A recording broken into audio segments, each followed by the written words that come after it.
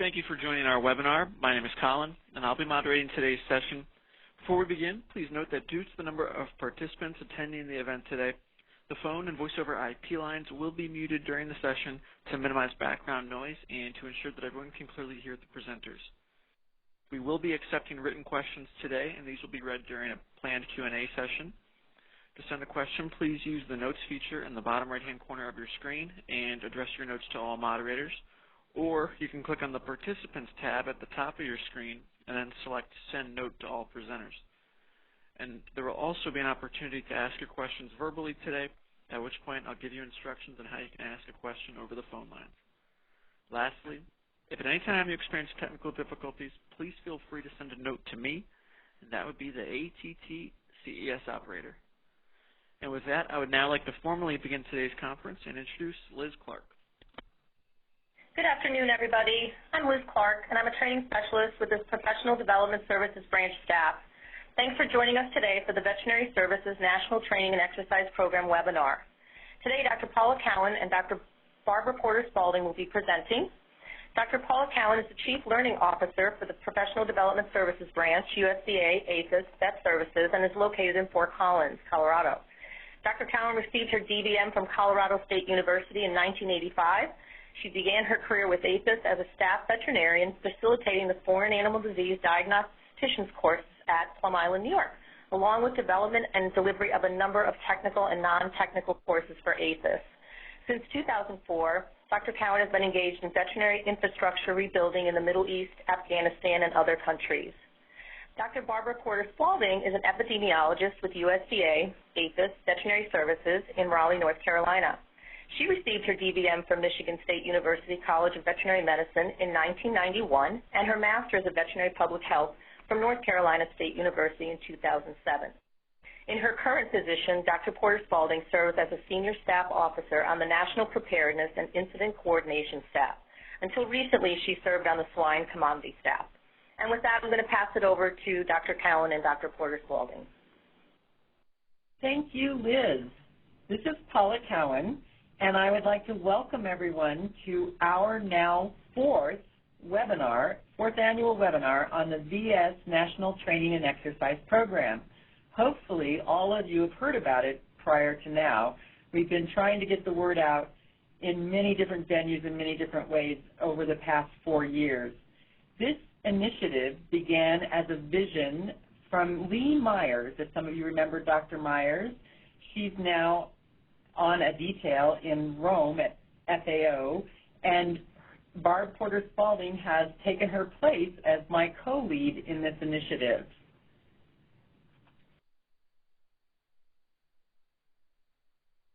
Now that's interesting. My slide's not moving. There we go. I think we went too far. Oh, no, that is the next one. Okay. Sorry about that. It was Lee's vision at the time that as she was developing a multi-year training and exercise plan and strategy under the National Veterinary Stockpile, that should really roll up under a training and exercise program for all of veterinary services. And hence we got started down this road. Initially, we had just a group, an all-volunteer army, really, and we had no funding. We were able to do a few things, but not a lot. And I have to thank Dr. Zach for supporting this initiative and giving us the funding, and especially allowing us to contract out to SDS Corporation through Iowa State, where we have Brian Dymeke full-time supporting this initiative, and part-time assistance from Amber Wilson and Eric Hess. Without them, we would not be nearly as far along on this journey as we are now.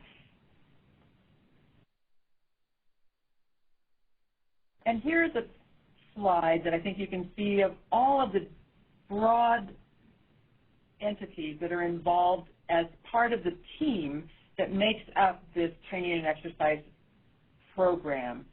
We have a total of 45 members on this team, and the unique thing about it is that all of them have to engage in helping with at least one initiative moving it forward. So there's no one on this team that doesn't have active involvement in developing either training or exercises.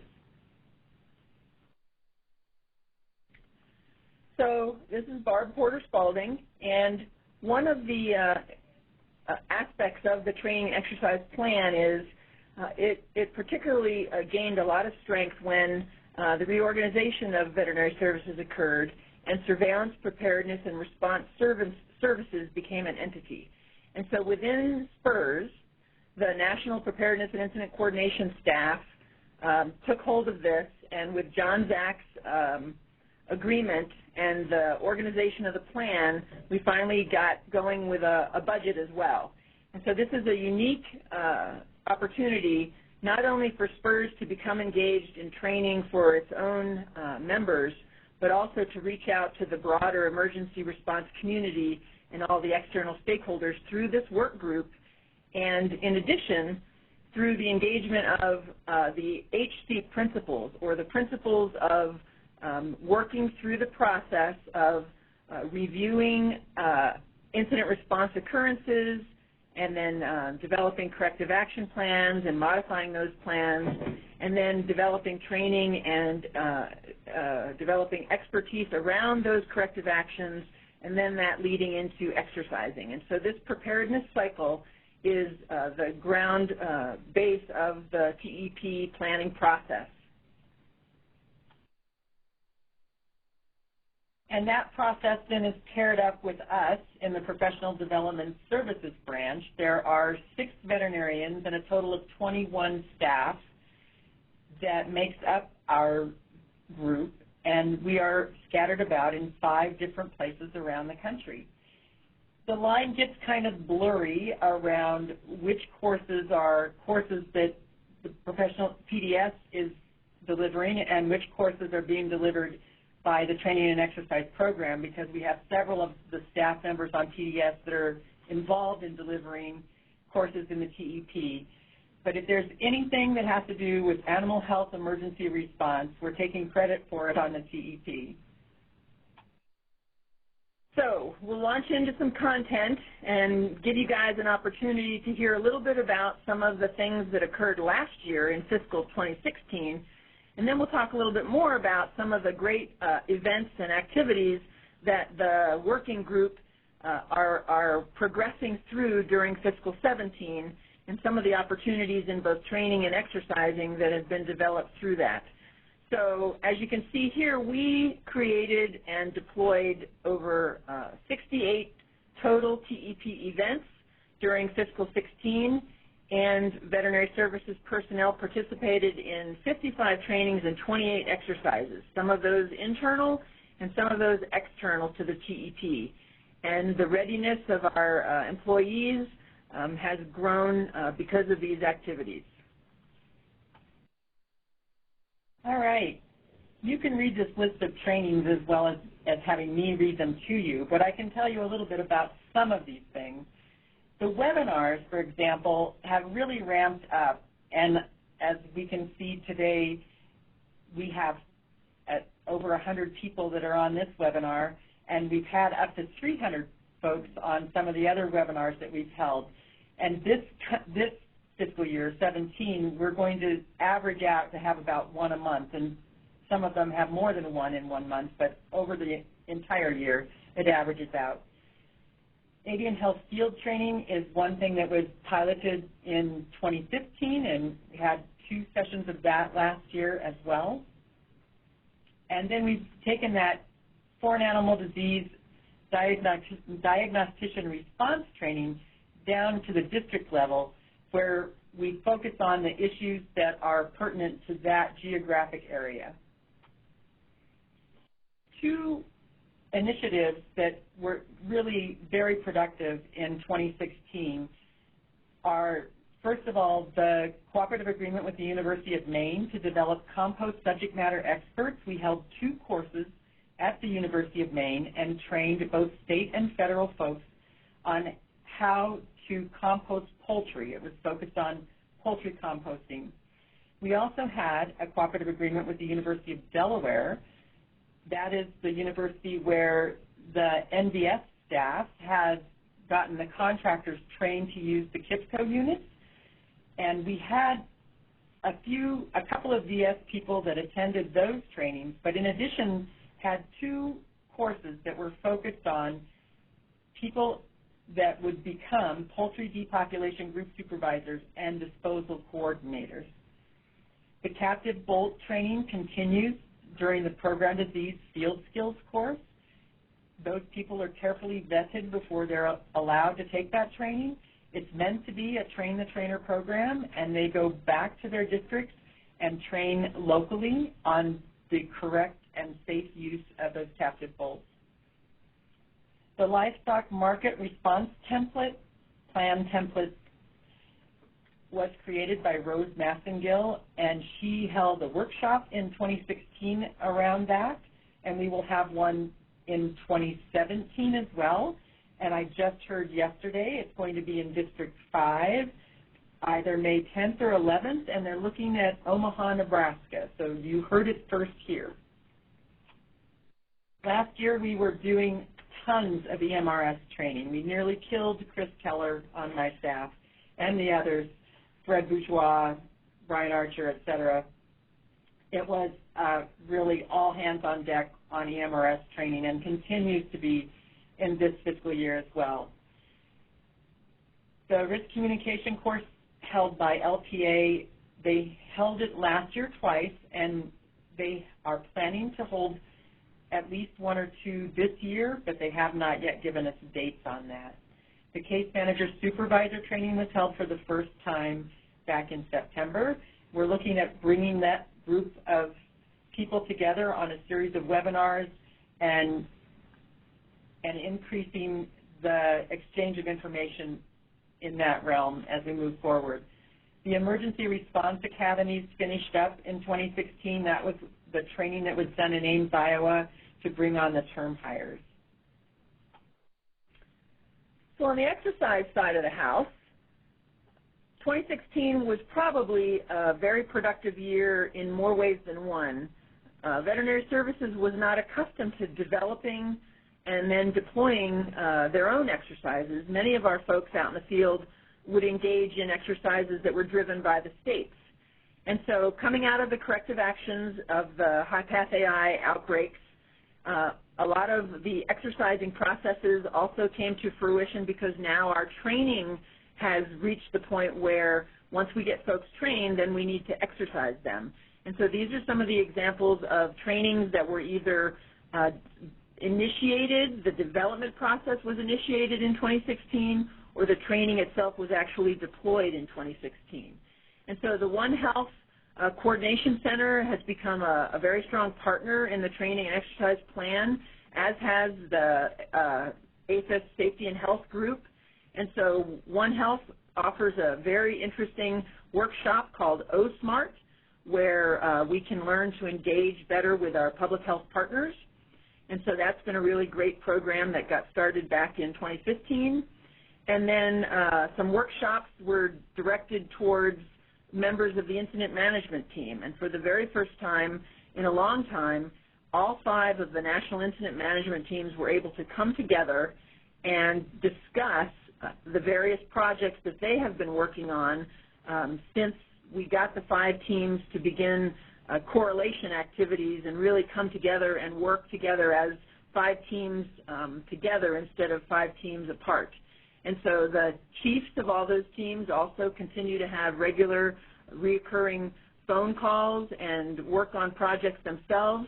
And some of those projects then come back into the training and exercise plan for further development. Some other things that we developed and deployed in 2016. Oh, sorry, what was that? There. We've got district-level exercise and drill materials being developed and deployed in 2016, and we also started developing drill materials for FADDs to validate that they are doing their field inspection procedures and their EMRS work in a consistent way. And you'll hear more about that because the deployment of that training of those drill materials is coming to fruition now in this fiscal year. We also had a great large exercise co-sponsored by the Multi-State Partnership and Veterinary Services that exercised our ability to do incident command at the state level, and then also great discussions around the issue of resource management when those resources become scarce. And so that will continue and expand and go beyond a tabletop. In 2018, that will become an add-on, a functional exercise where we'll discuss even more how we do resource management across a large, complex incident.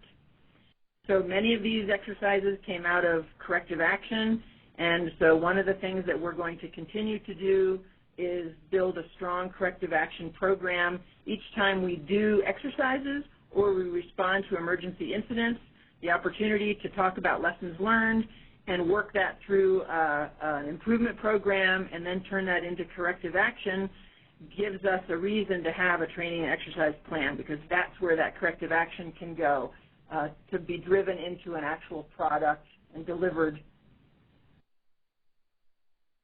So how do we come up with all these training projects and exercise plans, and how do the members of the work group who are scattered across many internal and external partner agencies and programs figure out directions to take for future versions of the TEP? Well, the way we do that is through a national survey. And one of the reasons we choose this time of year to give this webinar on the TEP is the fact that right now that survey instrument is live and can be accessed by all of you to provide your feedback on the kinds of drivers, topics that veterinary services should be focusing on so that their emergency preparedness and response community can be strengthened and continue to be the very best that they can be when they deploy to an incident.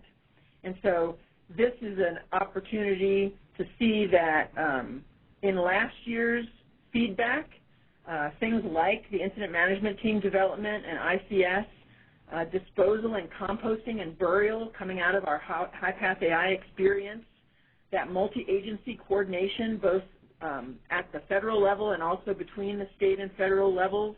These are examples of things that came out and were presented by many, many of the survey respondents. And so those drove then the TEP work group, which gets together in April and comes up with new events or discusses the process of moving events from development to deployment.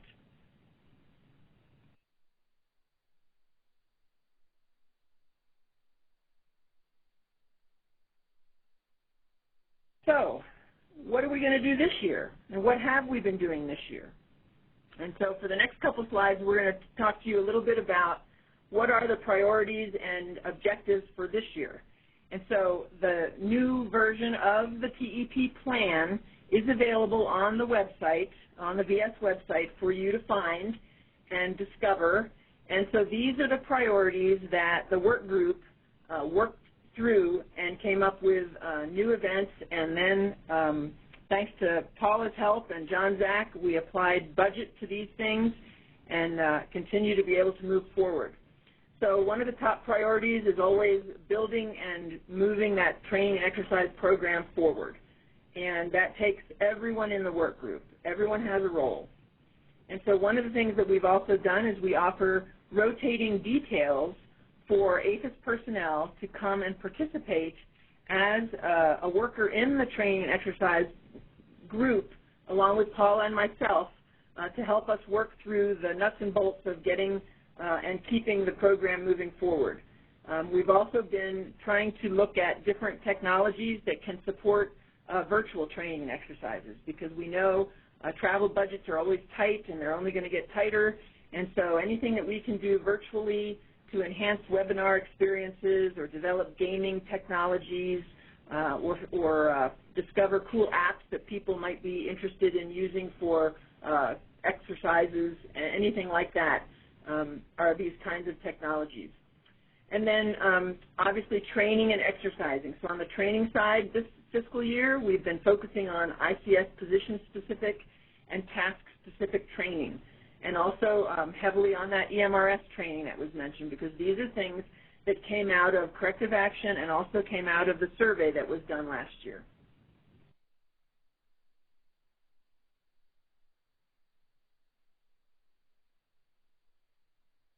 So here's what a corrective action plan looks like. And coming out of HPAI, we had many, many corrective action activities and events, and some of those were the responsibility of the training and exercise program, and others were done by perhaps contracting officers or budget people.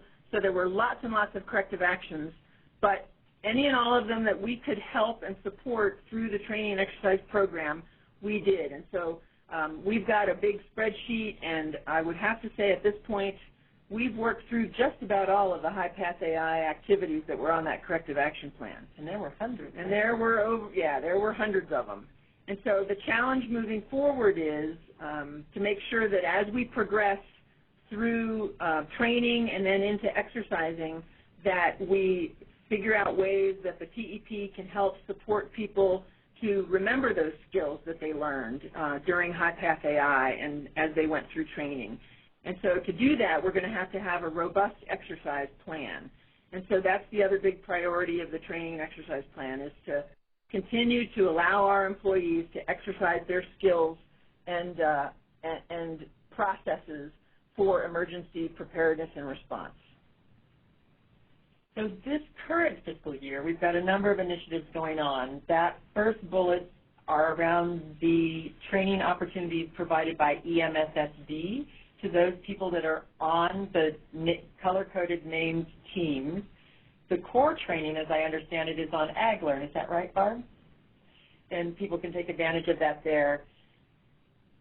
I've mentioned the risk communications. The FAD-I has really expanded and is now available externally to our state partners as well as a resource for anyone involved in foreign animal disease diagnostician work or identification of transboundary animal diseases. We're going to host a webinar on that later this year, pointing out all the great resources that are housed there. And the FBI, we partnered with the FBI to host an investigation training. What if a transboundary animal disease outbreak was intentional? What would happen differently in that setting? And that pilot of that series that we anticipate will continue after this was first held in Albuquerque, New Mexico in the fall. The poultry depopulation and disposal training, there will be some follow-on to what we have done in FY16. EMRS training is continuing. We are drilling down.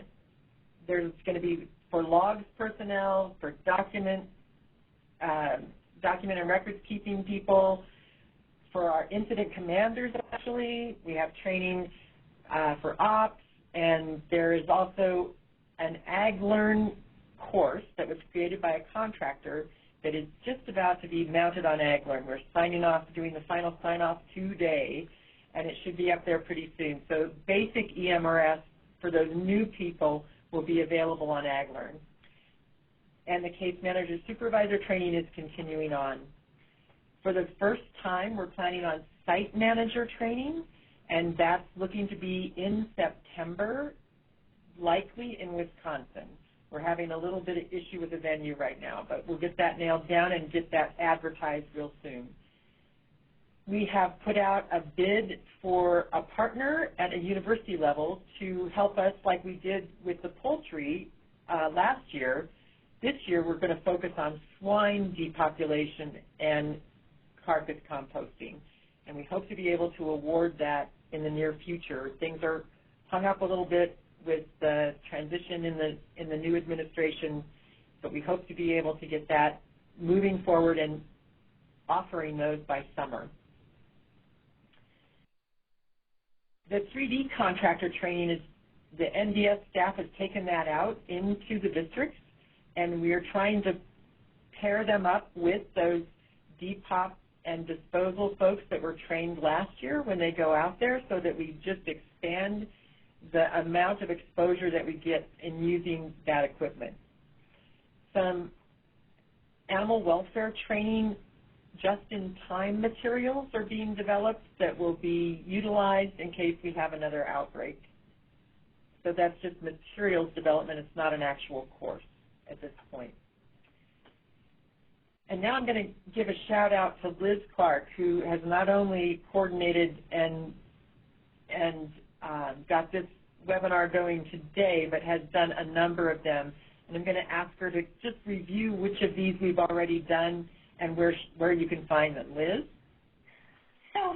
So far to date, we've hosted a secure food supply overview, the secure beef supply, secure pork supply, the secure poultry supply plan, which was actually a combination of broilers, eggs, and a turkey plan. And the last one we just did was a couple weeks ago. We did a permitting using the EMRS gateway.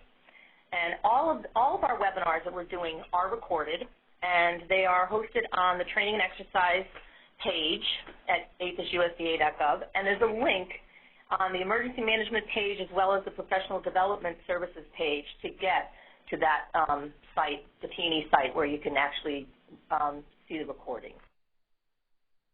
Thank you, Liz. And this is just a few more things that are going on and have been mentioned that we are continuing to develop in this fiscal year as well. When it comes to foreign animal disease diagnostician course training, in FY16 we held two 2-week courses at Plum Island for state, federal, and military veterinarians to receive training. But due to the ongoing repairs at Plum Island, we're unable to do training out there this year. We have a backlog of about 100 people or more that need that training, and we felt that we couldn't be down for a full year. So Liz and I worked with the National Veterinary Services Lab staff in Ames, Iowa, and Liz is now doing 4 one-week courses in Ames this fiscal year. And the plan is that next year, when the island is back up and running, all of those people will get to get that second week of actually seeing the disease and doing a lot more necropsies out at Plum Island. But after they get this 1-week course, they're going to get a kit, and they're going to be expected to be able to do investigations should they be called upon to do so. Because we're doing this in Ames, we really are tying up the staff there, and we are greatly appreciative of all the support we're getting from both ARS and NDSL there in Ames, Iowa. But because of that, we're not going to be having any of the FAD investigative refresher courses this year. So I mentioned briefly that we have been developing diagnostician drills. And this was a group of the TEP that got together, state, federal, and industry, and developed scripts and drill materials by actually going out and piloting them on farms. And this includes the whole investigation, from sampling to entering your data into EMRS. And the great thing about these drills, when the materials are available and FADDs can initiate these locally, is that you've got the opportunity to work with producers as well. And so it used to be, if you wanted to practice necropsies, for instance, it had been a while since you did an FAD investigation, you might contact your local veterinary college, but now there's going to be opportunities to go through these scenarios and run these drills in the old way, but also in a new way. And in the process of engaging producers and local industry folks, it also helps them to really understand a lot better what does happen on my farm when a foreign animal disease diagnostician shows up, and what does that look like. And so for FADDs who have been out of schools and maybe only conduct 1 or 2 investigations a year, working through these drills is going to be a great way to refresh their own skills, and then also to be able to bring new employees alongside with them and help them learn the processes while they're waiting to get their chance to go to FAD school. And these drill materials will be available to both federal and state FADDs. And like we mentioned, we're going to be doing a webinar on the drills, and those materials should be available to you very soon. So stay tuned.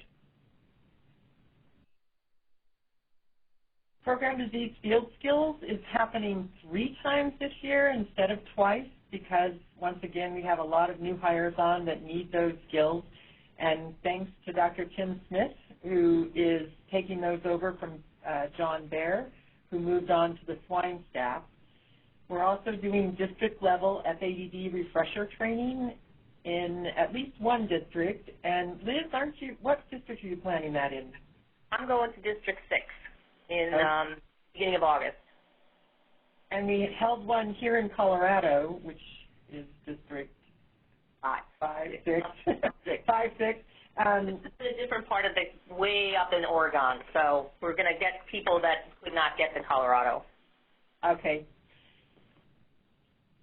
We're hosting a number of Animal Health 101 trainings again. That is for newly hired animal health technicians or administrative staff that need to understand the importance of what we do here in veterinary services.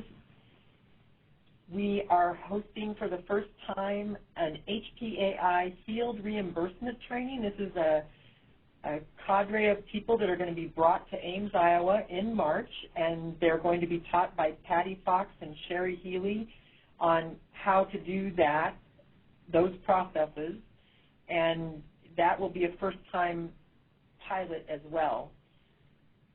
And we are planning on at least 1 and possibly 2 animal compensation courses this year.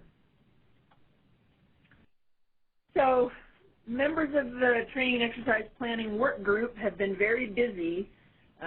State and federal folks coming together to develop exercise materials, I think, is a very powerful model. And in addition to continuing on the OSMART on the One Health side, and there is a course planned for this year, we are also piloting a transfer of command tabletop exercise. And a lot of the people, the incident commanders who've been on the incident management teams, have been helping to develop those exercise materials. And then Rose Massengill has put on a successful grassroots project that has turned into a wonderful TEP activity of working with livestock markets on developing their emergency operations plans. And so she'll be moving that from one district to the next, and I believe the next one is planned for District 5. We will be having another incident management seminar in the summer here in Colorado. I think that speaks to the powerful work that all of both the incident commanders and all the different chiefs that are on the command and general staff have been doing. They work throughout the year now on all kinds of things, SOP projects, upgrades in EMERS, many different activities, and so that gives them a chance to come together, talk about what they've accomplished, and start to create objectives for the next year to continue to move those 5 teams forward. And that's a huge meeting, and there's going to be over 100 people probably at that, and it's going to be in July in Colorado. Yeah, that would be great. The other thing is we have at the national level an incident coordination group. And so that group was very busy during HPAI. We now have a smaller group that does incident coordination for New World screwworm as the District 2 and incident management teams work through eradicating screwworm from Florida. And one of the other initiatives that began this fiscal year is we engaged with the Cattle Health Center to start to flesh out what a foot and mouth disease incident coordination group might look like, so that if we ever had to use it, it would be a group that would have already spent time working on projects together and getting to know each other and would be able to support incident response at the national level. Some other things that are happening this year, the FADD drills that we mentioned, ongoing drills in order to use captive bolts safely for depopulation. There will be a webinar on virtual biosecurity, including for disposal techniques, the ongoing planning of the multi-state partnership and veterinary services to develop the functional exercise that will be occurring in 2018. And there's also an exercise that the incident management teams and some of the incident commanders have been developing for transfer of command. And many of the exercises that are developed within the TEP, the effort is to pilot them to make sure that the lessons learned and improvement of that exercise material is as good as we can get it, but then also to make them as generic as possible so that any state, federal group could come together and use those exercise materials to do tabletop exercises at their location. So how do we make sure that vet services folks can be engaged in exercises, both internal exercises and particularly ongoing external exercises, wonderful exercises that are often delivered by states in conjunction with either APHIS or FEMA. Often FEMA and Homeland Security gets involved in these exercises. And so we want to make sure that our folks can leverage these external exercise opportunities. And so the way to do that is through sort of a TEP scholarship. And you can apply through the TEP to support your small budget for travel and participation in an exercise that you may have discovered is occurring in your district. And all that we ask that you do in exchange for that is to provide us with after action and your thoughts on the exercise and how it went and any gaps that it filled and the benefits that you derived from that exercise. So the things we've been talking about today are Lee Meyer's vision of how training and exercise planning works together to make us more prepared to respond. And so it starts out with discussion and moves to operations, and we start out by having seminars and training, and then we move to workshops and tabletops. We've evaluated different gaming strategies. We've started this year to actually put together drill materials that folks out in the field can pick up and use to make sure that their skills are staying up to the latest techniques. And then we've actually started to talk about some functional exercises and some things that are, much more complex and allow us to work together with our state partners through some exercise scenarios. And so I think this model and vision that Lee Myers and Paula Cowan had when we started down this road is really starting to come to fruition and look like a robust plan, mostly thanks to John Zach putting a budget to it. So here's a number of ways that you can engage. I think there's a little delay for you guys seeing this slide. There you go. And the first is to answer our survey, which I will send a reminder out about that later today before I leave the office. And it'll be at the top of that pile of emails that you have. And if you have not yet responded, we are desperately wanting your feedback so that when we all get together as a team in April to plan out the next 3 years, we know what you think should be our priorities as we focus on those things.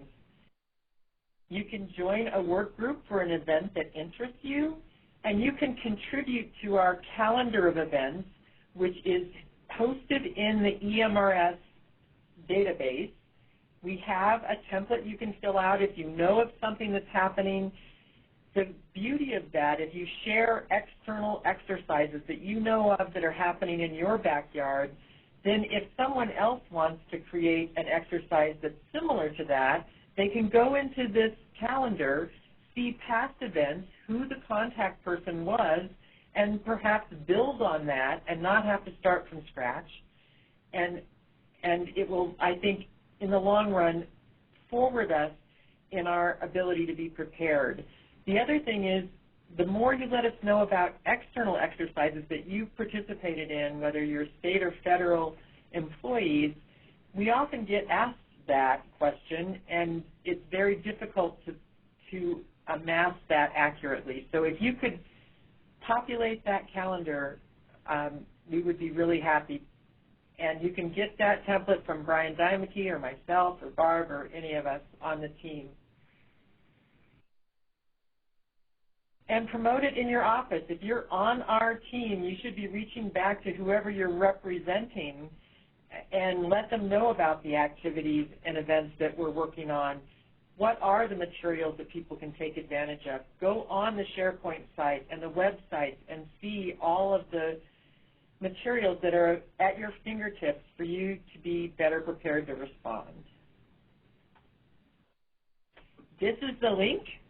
I don't think you can click on it. I don't think it's an active link, but you could copy it down, or you can wait for my email and click on that link that comes in the email. But we really want your feedback. We've only got about 150 responses so far. Last year we had over 500. So we're really behind. We really need to get, it's going to be open until the end of the month. So get your votes in there.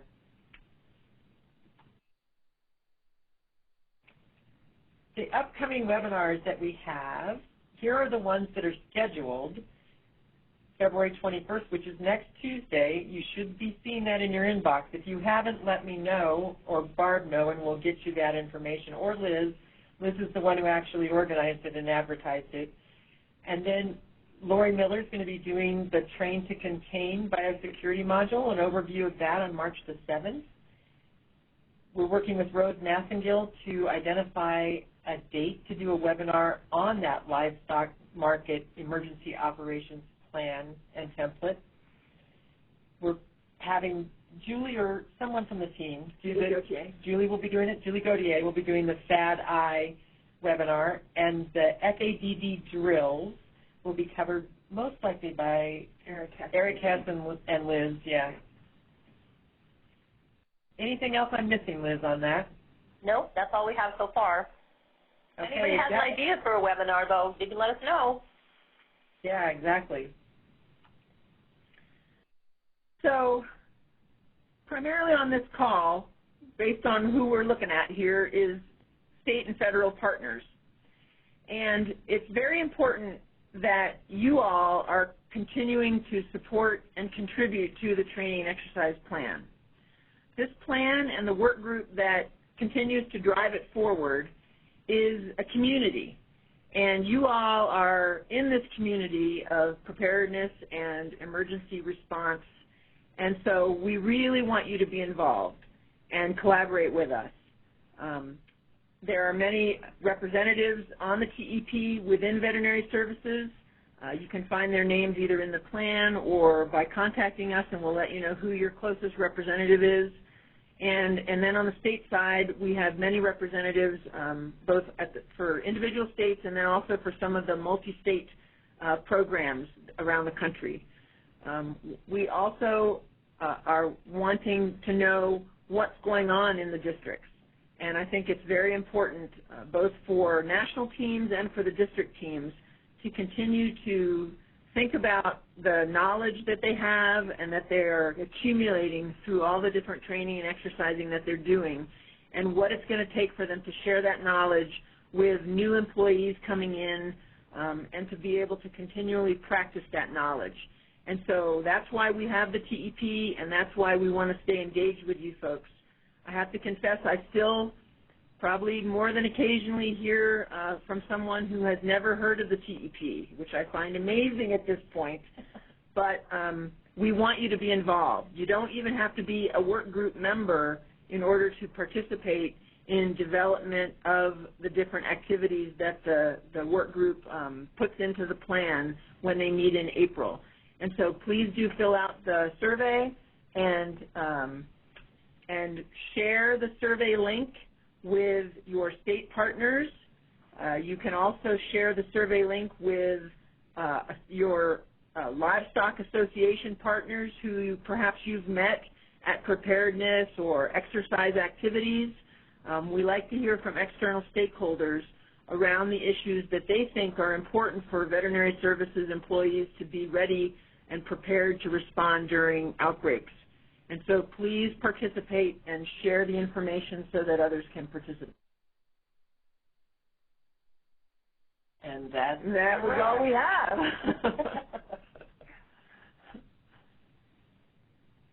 Last viewed. There we go. I guess we are open for questions now. Okay, ladies and gentlemen, if you would like to ask a question over the phone lines, you can do so by pressing #2 on your telephone handset. You will be notified once your line is unmuted. Pressing #2 a second time will remove you from the question queue. Also, if you'd like, you could still type in your question by using the Notes feature in the AT&T Connect software. We do have one written question. Question is, are any or all training opportunities available to state agency personnel, ops training, case manager, supervisor training, site manager training? So the VS training opportunities obviously primarily are for VS employees, and so they get first priority on all the trainings. But many of the trainings that we drive down to the district level and offer at the district level, much like a district would do if they were having a work conference. There's often state, federal work conferences. And so the lower the level that the training is offered at in the district, the more likely it is that some of our state partners are going to be able to attend. Obviously, FAD school, when we can, we bring state partners, and the states have FADDs. Program disease field skills? And the program disease field skills. And so some of these we have had state partners not only attend trainings, but often they act as subject matter experts and help with delivering the training.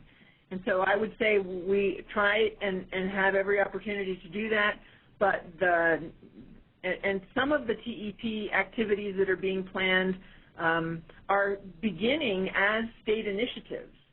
Particularly, California has been very strong in developing incident command training for livestock responders, and then they, through the TEP, provide and help us deliver that training. And so I would say stay tuned, because I think we're always looking for more ways to engage the states, offer training by people who've been to training, and so keep your eyes open for anything that might be available. And find out who your representative is on the team, because all of the states are represented by some of these multi-state partnerships.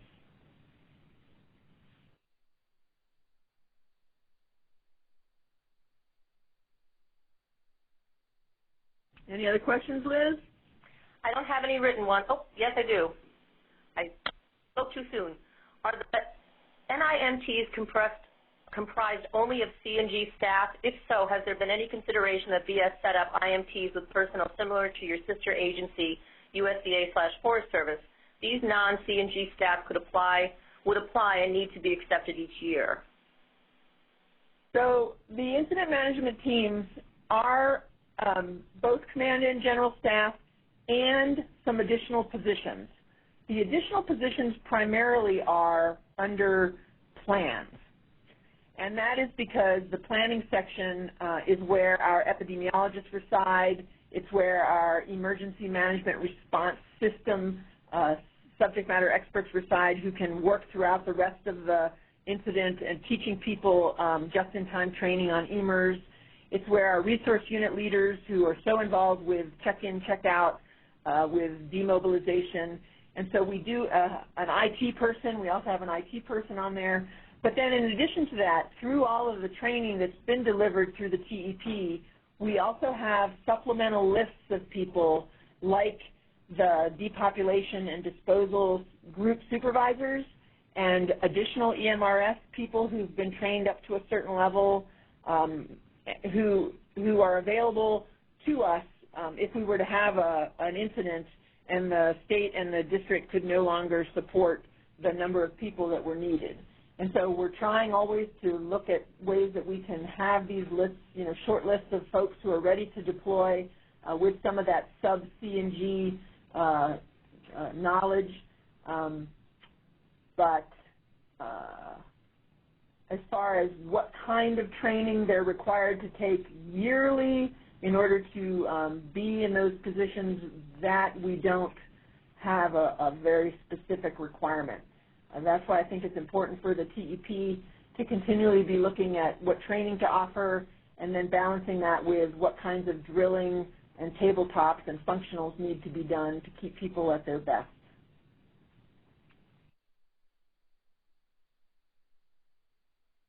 Any other questions?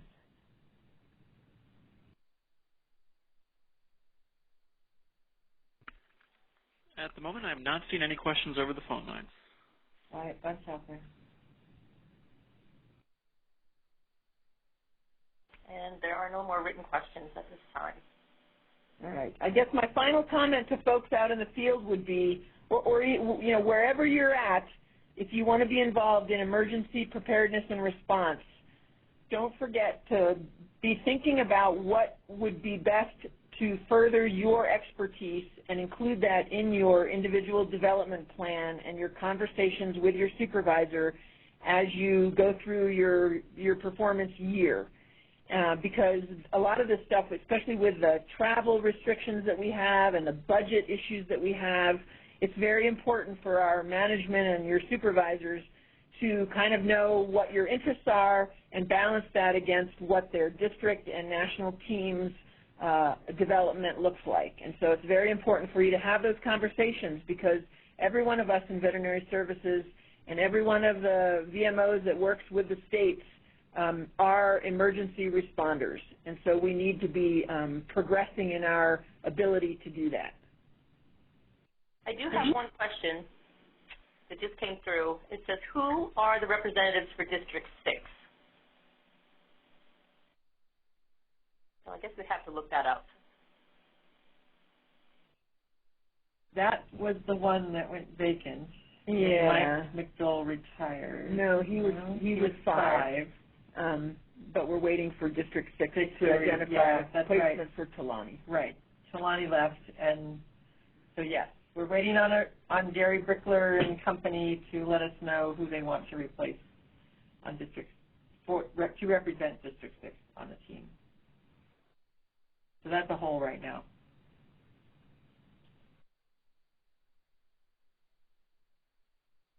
And if they want to ask a question live, how do they do that, Colin?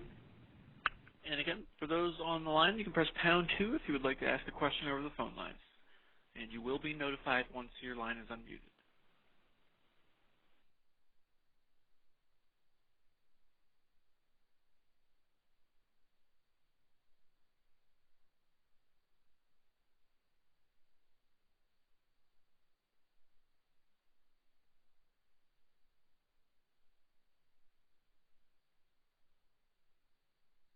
If you think of a question after the call, you can always contact Paula or myself or Liz.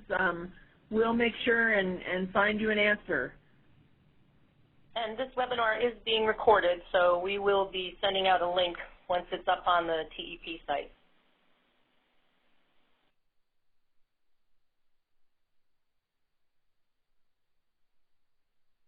Okay, well, I guess we don't have any more questions, so this will conclude the webinar. Thanks for joining, everyone, and be sure to check out the upcoming webinars. And I hope you have a great afternoon. Okay, thank you to all of our speakers. Thank you, everybody in the audience, for joining us today. This concludes the call. You may now disconnect.